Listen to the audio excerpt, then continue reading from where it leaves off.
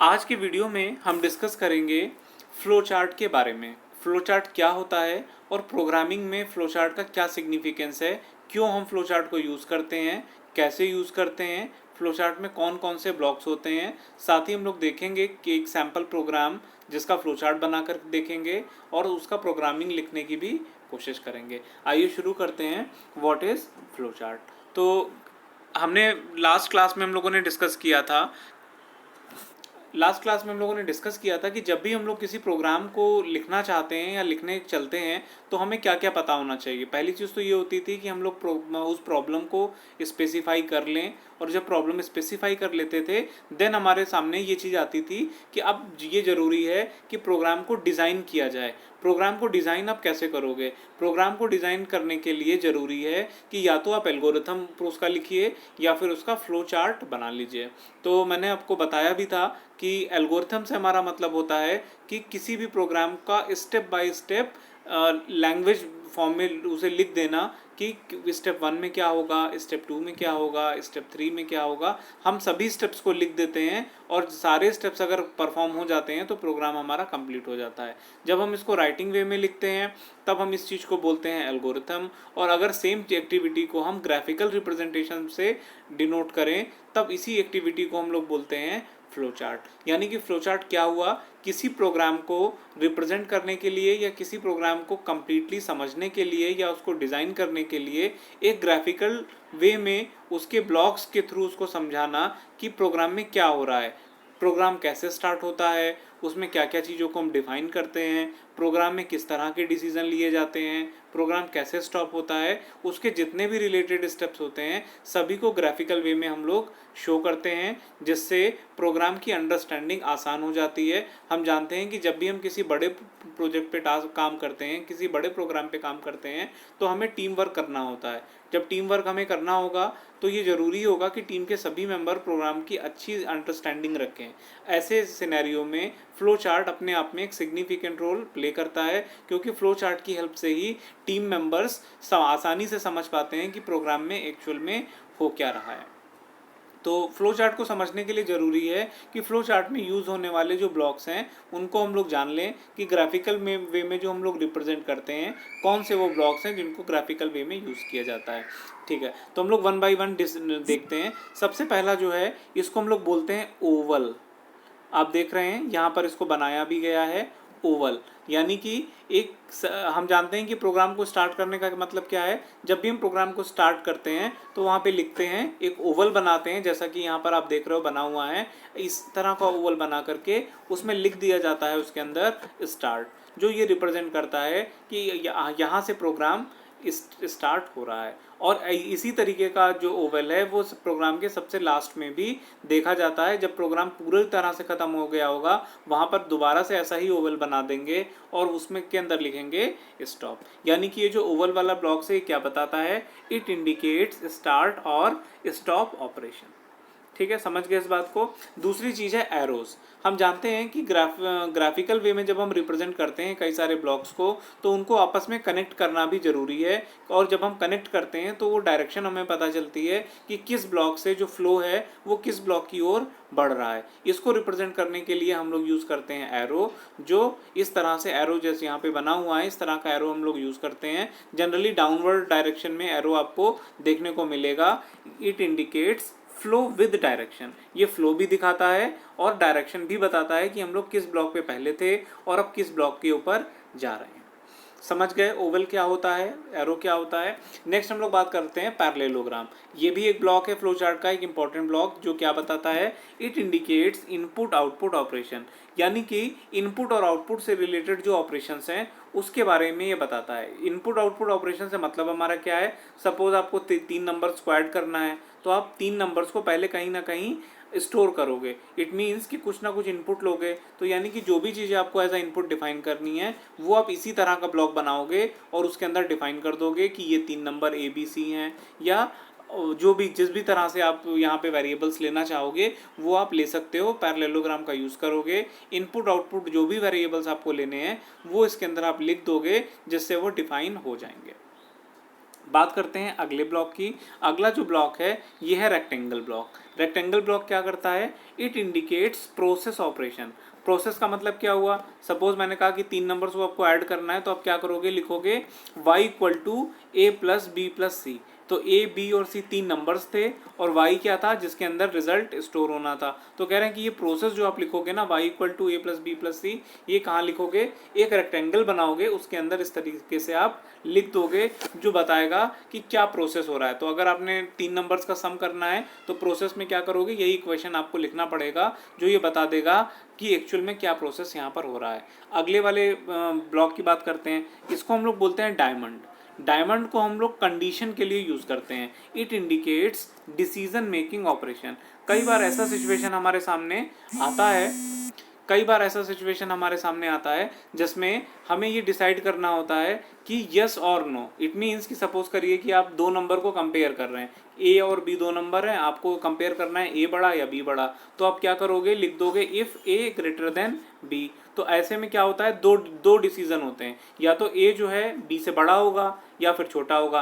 कहने का मतलब है यहाँ पे कंडीशन बन गई और वो कंडीशन या तो ट्रू होगी या वो कंडीशन फॉल्स होगी। इस तरह के जो भी डिसीजंस होंगे उनके लिए हम लोग डायमंड वाले ब्लॉक का यूज़ करेंगे और इसी का यूज़ करते हुए इस चीज कंडीशन को इसी के अंदर लिख देंगे। इसके बाद यस के लिए एक अलग डायरेक्शन और नो के लिए एक अलग डायरेक्शन, यानी कि यहाँ पे इनकमिंग जो एरो है वो एक होगा लेकिन आउटगोइंग 2 होंगे। एक में यस कंडीशन लिखा जाएगा, एक में नो वाला कंडीशन लिखा जाएगा।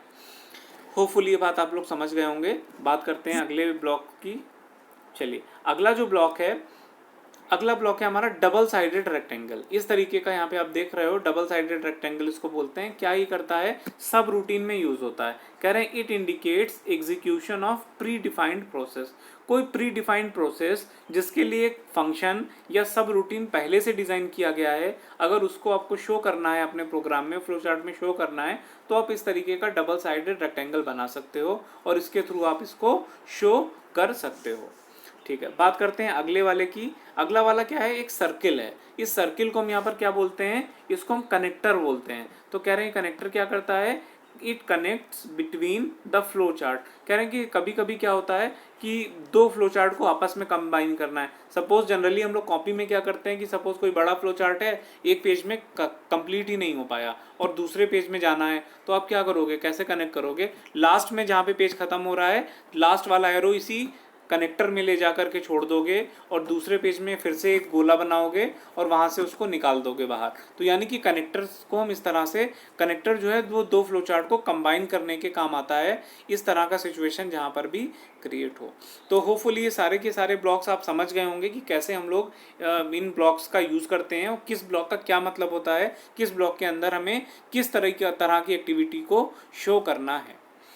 ठीक है, तो अभी हम लोग इसके बेस पर एक प्रोग्राम भी देखेंगे। उससे पहले एक और फ्लो चार्ट से रिलेटेड टॉपिक है, इसको भी हम लोग देख लेते हैं क्या है ये।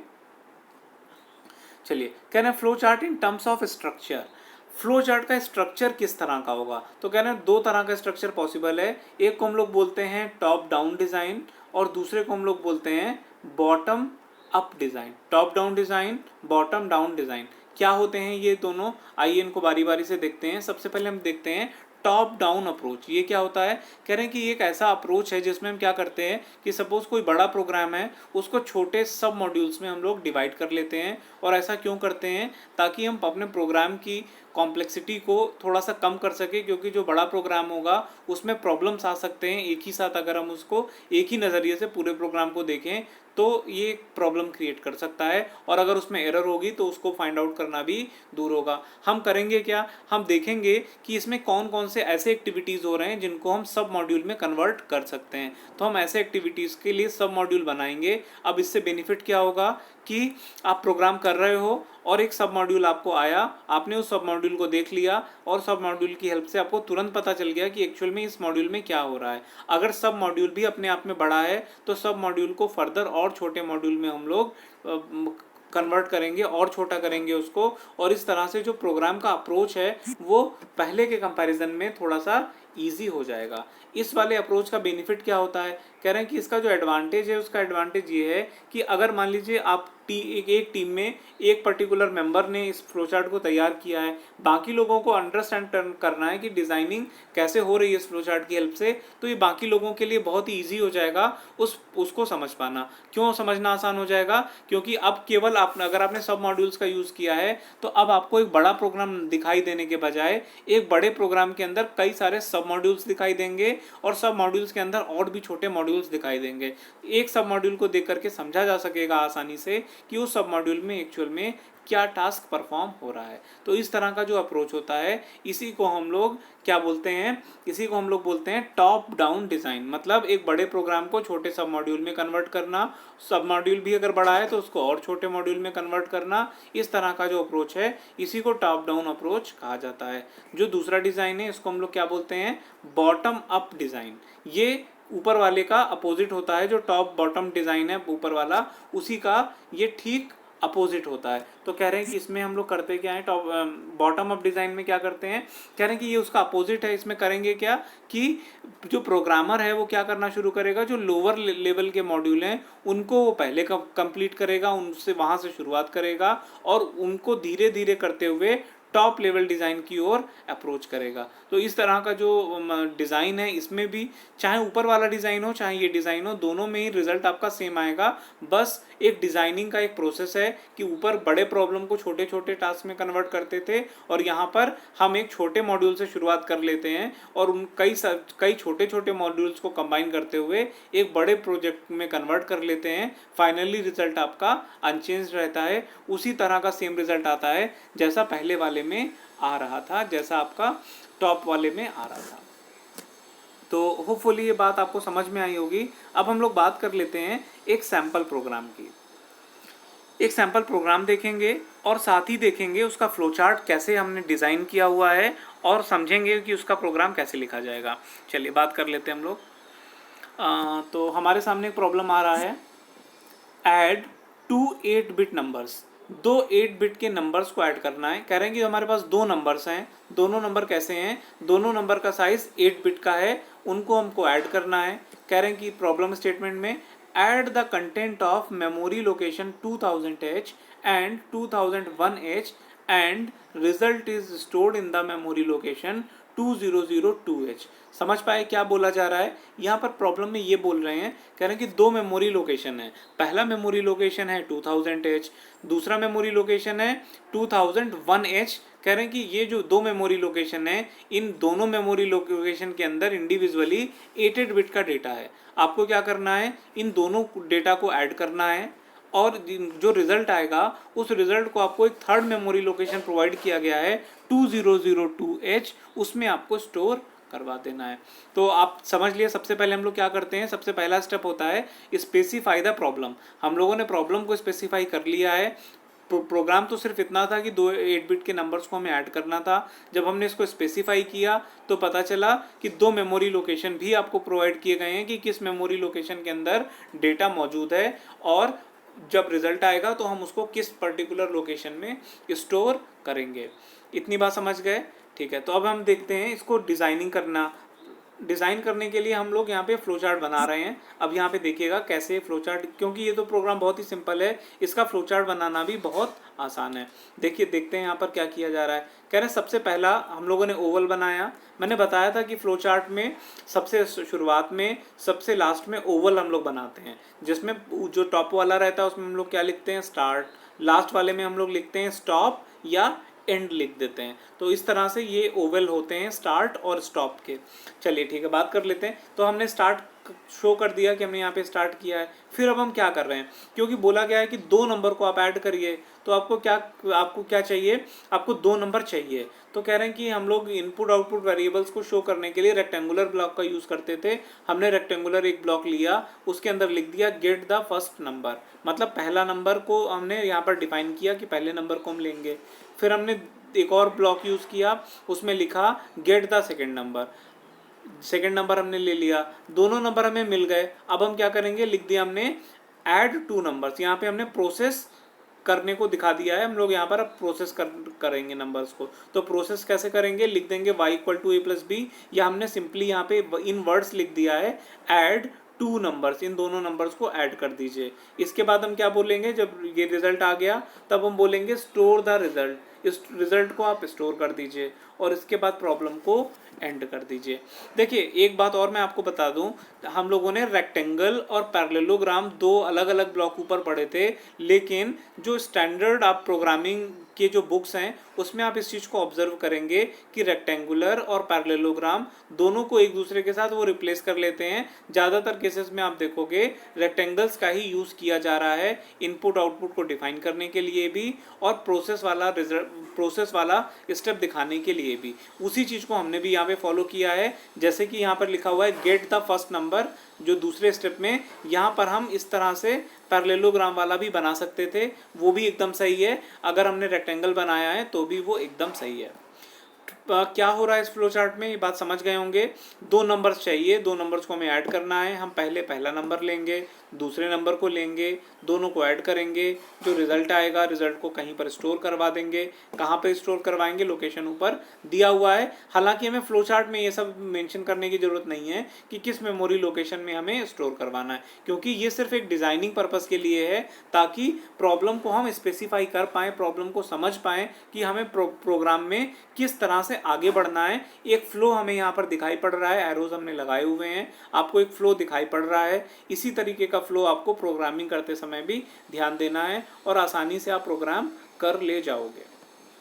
ठीक है, बात समझ गए होंगे। आइए देखते हैं कि अब इसी के बेसिस पर इसका प्रोग्राम कैसे लिखा गया है। तो आइए देखते हैं, इसी के नीचे लिखा हुआ है। चलिए अब देखिए प्रोग्राम कैसे लिखा हुआ है। देखिए जरा प्रोग्राम में देखिए पहला स्टेप इन्होंने लिखा हुआ है LXI H, 2000H। अब देखिए यहाँ पे सबसे बड़ी एक बहुत बड़ी प्रॉब्लम आ रही है। क्या ये प्रॉब्लम आ रही है, प्रोग्रामिंग को समझने के लिए यूनिट 2 और यूनिट 3 में हम लोगों ने जिन जिन इंस्ट्रक्शंस को स्टडी किया है वो सभी आपको रिकॉल करना होगा। आपको वो इंस्ट्रक्शंस आने चाहिए, उन्हीं का हम लोग प्रोग्रामिंग में यूज़ करेंगे, क्योंकि ये असेंबली लेवल प्रोग्रामिंग है। इंस्ट्रक्शंस वो आपको पता होना ही चाहिए और अगर आपको इंस्ट्रक्शन पता है तो आप आसानी से इस टास्क को परफॉर्म कर सकते हो। तो आइए देखते हैं इस प्रोग्राम में क्या हो रहा है। पहला इन्होंने ले लिया है इंस्ट्रक्शन LXI H, 2000H। अब ये इंस्ट्रक्शन अगर आपको पता है कि ये इंस्ट्रक्शन क्या कर रहा है तो बहुत आसान है। देखिए इन्होंने क्या किया है, LXI एक इंस्ट्रक्शन होता था 8085 में जो क्या करता था, इसका जनरल फॉर्मेट होता था LXI RP, डेटा। आपको याद होगा हम लोग क्या करते थे, लिखते थे LXI, आगे लिखते थे RP, डेटा। तो ये करता क्या था, कह रहे हैं कि RP 16 बिट को रिप्रेजेंट करता था।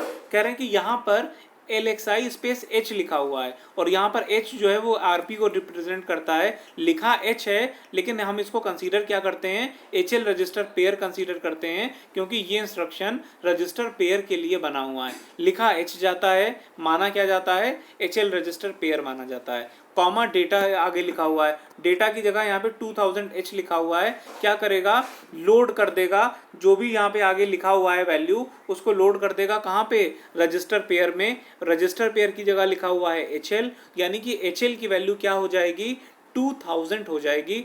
2000 को एक वैल्यू मानते हुए, एक डेटा मानते हुए, तो HL की वैल्यू उसमें लोड हो जाएगी। यानी कि HL की वैल्यू अब हो गई है इस इंस्ट्रक्शन को परफॉर्म करने के बाद 2000H। समझ गए होंगे। अगले स्टेप में क्या हो रहा है, अगले स्टेप में बोल रहे हैं MOV A, M। अब बताइए क्या करता है ये इंस्ट्रक्शन, A, M मतलब क्या है, M का मतलब होता था एक मेमोरी लोकेशन जिसे HL register pair point out करता था। तो कह रहे हैं HL रजिस्टर पेयर की जो वैल्यू देखेंगे इस पर्टिकुलर इंस्टेंट पे, HL रजिस्टर पेयर की वैल्यू क्या है, वैल्यू है 2000H। उसके अंदर जो डेटा होगा, जो भी वैल्यू होगी, वो वैल्यू मूव करके कहाँ चली जाएगी, रजिस्टर A में चली जाएगी। देखिए आप ध्यान रखिए, ऊपर इंस्ट्रक्शन में, ऊपर प्रोग्राम में कहा गया है कि एक लोकेशन है 2000H, एक लोकेशन है 2001H, दोनों का डेटा जो है आपको ऐड करना है। तो यहाँ पे हम लोग प्रोग्राम में कर क्या रहे हैं, पहले हमने HL रजिस्टर पेयर की वैल्यू, HL की वैल्यू को 2000 कर दिया, और दूसरे स्टेप में MOV A, M से हमने क्या किया, ये इंस्ट्रक्शन क्या करता है, HL रजिस्टर पेयर जिस लोकेशन को पॉइंट आउट करता है उसके अंदर जो डेटा होता है उसको ले करके आता है। तो कह रहे हैं HL की वैल्यू थी 2000 और 2000H के अंदर जो डेटा होगा उस लोकेशन के अंदर, वो डेटा अब A में आ जाएगा। कहने का मतलब ये हुआ कि जो पहला नंबर है वो अब A में आ चुका है। समझ गए होंगे इस बात को।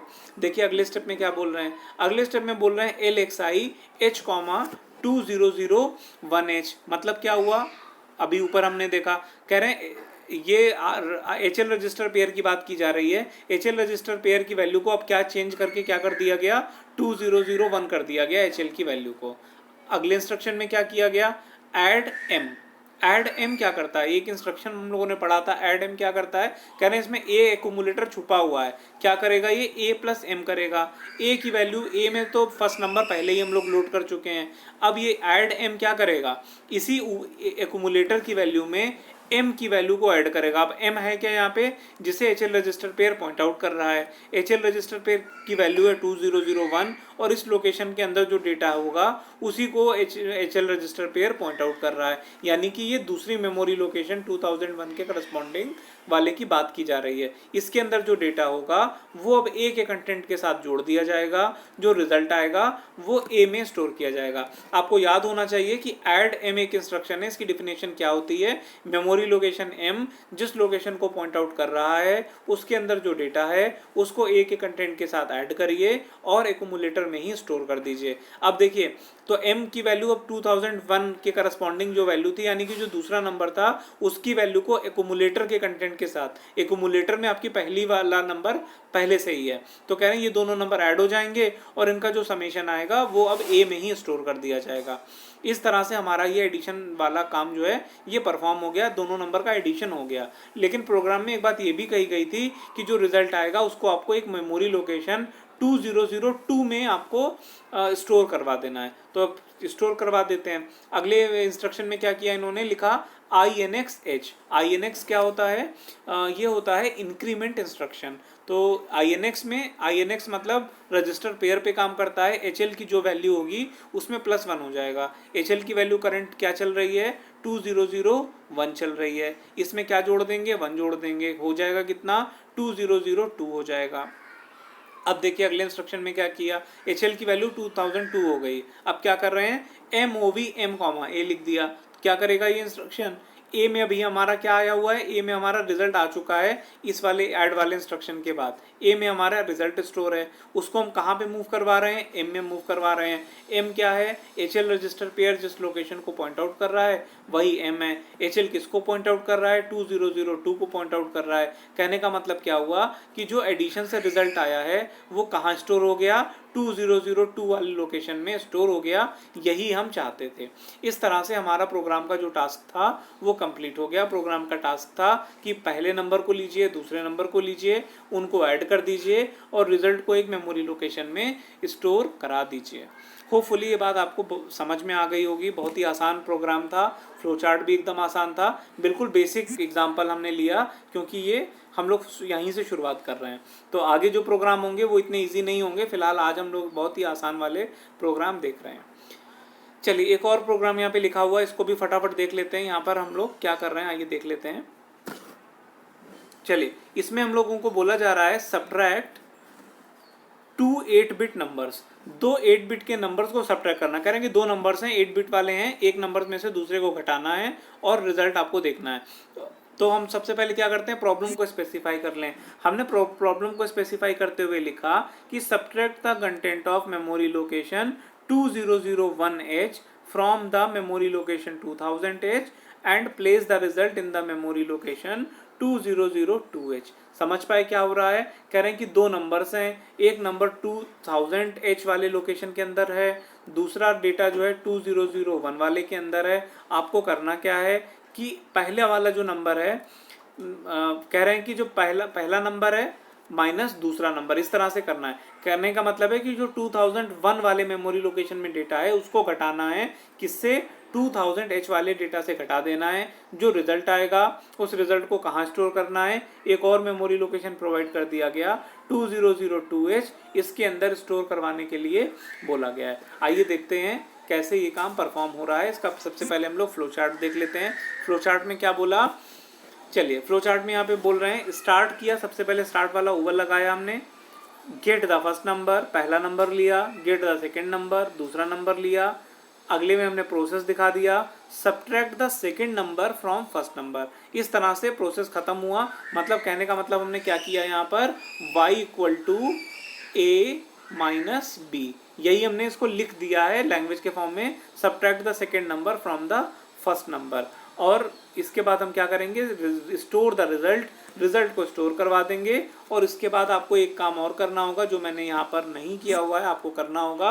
क्या करना होगा, यहाँ पर एक और ब्लॉक बनाना होगा जिसमें आपको लिख देना होगा क्या, स्टॉप लिख देना होगा, क्योंकि हम जब भी हमारा फ्लो चार्ट खत्म होता है तो हम वहाँ पर स्टॉप भी जरूर दिखाते हैं या एंड वाले ओवल से उसे शो कर देते हैं। तो होपफुली फ्लो चार्ट समझ में आ गया होगा, बहुत ही आसान फ्लो चार्ट था। आइए इसका प्रोग्राम देखते हैं कि इसका प्रोग्राम कैसे लिख रहे हैं। हमने लिखा LXI H, 2000H। इस इंस्ट्रक्शन को देने के बाद HL की वैल्यू 2000 हो जाएगी, जैसा हमने अभी पहले वाले प्रोग्राम में भी देखा है। LXI लोड क्या करना है, HL रजिस्टर पेयर को लोड करना है, जो वैल्यू लिखी हुई है, वैल्यू लिखी हुई है 2000H। इससे वो लोड हो गया, HL की वैल्यू हो गई 2000H। अगला इंस्ट्रक्शन हमने लिखा MOV A, M। क्या कर देंगे, एक्यूमुलेटर के कंटेंट से हमको क्या घटा, नहीं सॉरी, अभी हम लोग क्या कर रहे हैं, मूव कर रहे हैं। Move A, M। M का मतलब क्या है, HL रजिस्टर पेयर जिस लोकेशन को पॉइंट आउट कर रहा है। HL की वैल्यू है इस समय 2000H, यानी 2000H जिस लोकेशन को पॉइंट आउट कर रहा है, मतलब जो पहले नंबर को ये पॉइंट आउट कर रहा है, पहला नंबर मूव होकर के A में आ जाएगा। एक नंबर को हमने A में ले लिया। A में लेने का मतलब क्या हुआ, एक्यूमुलेटर में ले लिया। अब देखिए क्या कर रहे हैं, आगे इन्होंने लिखा INX H। INX मतलब रजिस्टर पेयर HL को में +1 कर दिया। इस तरह से HL रजिस्टर पेयर की वैल्यू अब हो गई 2001 हो गई, क्योंकि पहले थी 2000, अब हो गई 2001 हो गई। अगला इंस्ट्रक्शन इन्होंने क्या लिखा, लिखा SUBM। बहुत ही सिंपल इंस्ट्रक्शन है। क्या करता है ये SUBM, इसका मतलब क्या होता है, इस इंस्ट्रक्शन का मतलब होता है A equal to A minus M। कह रहे हैं कि M का मतलब यहाँ पर है HL रजिस्टर पेयर जिस लोकेशन को पॉइंट आउट कर रहा है उसको आप एक्यूमुलेटर के कंटेंट से घटा दीजिए, जो रिजल्ट आए उसको एक्यूमुलेटर में ही स्टोर कर दीजिए। वही काम यहाँ पर हो रहा है, SUBM लिखा हुआ है। और यहाँ पर M मतलब HL रजिस्टर पेयर, HL की वैल्यू 2001 हो चुकी है, यानी कि 2001 के करस्पॉन्डिंग जो नंबर होगा, मतलब ये सेकंड नंबर के बारे में बात हो रही है, सेकंड नंबर को फर्स्ट नंबर जो कि A में था उससे घटा देंगे, जो रिजल्ट आएगा उसको एक्यूमुलेटर में स्टोर कर देंगे। इस तरह से आपका सब्ट्रैक्शन जो है वो परफॉर्म हो जाएगा। बात समझ गए होंगे। लेकिन अभी हमें आपको एक काम और करना है। वो क्या करना है, जो रिजल्ट आया है उसको 2002 मेमोरी लोकेशन में स्टोर करवाना है। तो हमने इंस्ट्रक्शन दे दिया INX H। क्या हो जाएगा, इंक्रीमेंट इंस्ट्रक्शन है। HL रजिस्टर पेयर की वैल्यू जो अभी तक 2001 थी, अब उसमें +1 हो जाएगा, तो वैल्यू हो जाएगी 2002H। HL की वैल्यू हो गई 2002H। अब हमने क्या किया, एक्यूमुलेटर में हमारा ऑलरेडी सब्ट्रैक्शन का रिजल्ट आया हुआ है, तो हम क्या कर देंगे, मूव कमांड लगाएंगे, MOV M, A की वैल्यू कहाँ मूव हो जाएगी, M में। M का मतलब यहाँ पर क्या है, HL रजिस्टर पेयर के करस्पॉन्डिंग जो लोकेशन है, HL रजिस्टर पेयर की वैल्यू 2002 हो चुकी है, इसके करस्पॉन्डिंग जो लोकेशन है उसी में रिजल्ट जाकर के स्टोर हो जाएगा। इसके बाद हम लोगों ने इंस्ट्रक्शन दिया है HLT, halt the program. Program को हम स्टॉप कर देंगे क्योंकि हमारा प्रोग्राम का जो टास्क है वो पूरा हो गया होगा। तो होपफुली आज का जो वीडियो लेक्चर था इसमें हम लोग बेसिक बात कर रहे थे फ्लो चार्ट के बारे में। फ्लो चार्ट में कौन कौन से ब्लॉक्स होते हैं उनको हमने समझा। इसके बाद हमने देखा कि कौन कौन से दो स्ट्रक्चर होते हैं फ्लो चार्ट के। एक हमने देखा था टॉप डाउन वाला और दूसरा देखा था बॉटम अप वाला, दोनों को हमने समझ लिया। साथ ही साथ हमने फ्लो चार्ट और हमने दो प्रोग्राम देखे यहाँ पर, जिसमें फ्लो चार्ट और प्रोग्राम के थ्रू उनको समझा कि कैसे इन चीज़ों को हम लोग फुलफिल करवाते हैं। तो आज के वीडियो में हम लोग इतना ही रखते हैं। नेक्स्ट वीडियो में हम लोग जो प्रोग्राम आप स्टडी करेंगे तो वो थोड़े से टिपिकल प्रोग्राम होंगे, बड़े प्रोग्राम होंगे। देखेंगे कि उनका फ्लो चार्ट कैसे बनाते हैं, कैसे उनका प्रोग्राम लिखते हैं, और कुछ बचे हुए जो कॉन्सेप्ट अभी बचे हैं इस यूनिट के थ्योरेटिकल कॉन्सेप्ट, उनको भी हम लोग डिस्कस कर लेंगे। तो आज के वीडियो में हम लोग इतना ही रखते हैं। Thank you all of you. Comment करके ज़रूर बताइएगा कि आपको वीडियो कैसा लगा और आपको क्या प्रॉब्लम आई, ज़रूर मुझे मेंशन करके बताइएगा। Okay, thank you all of you.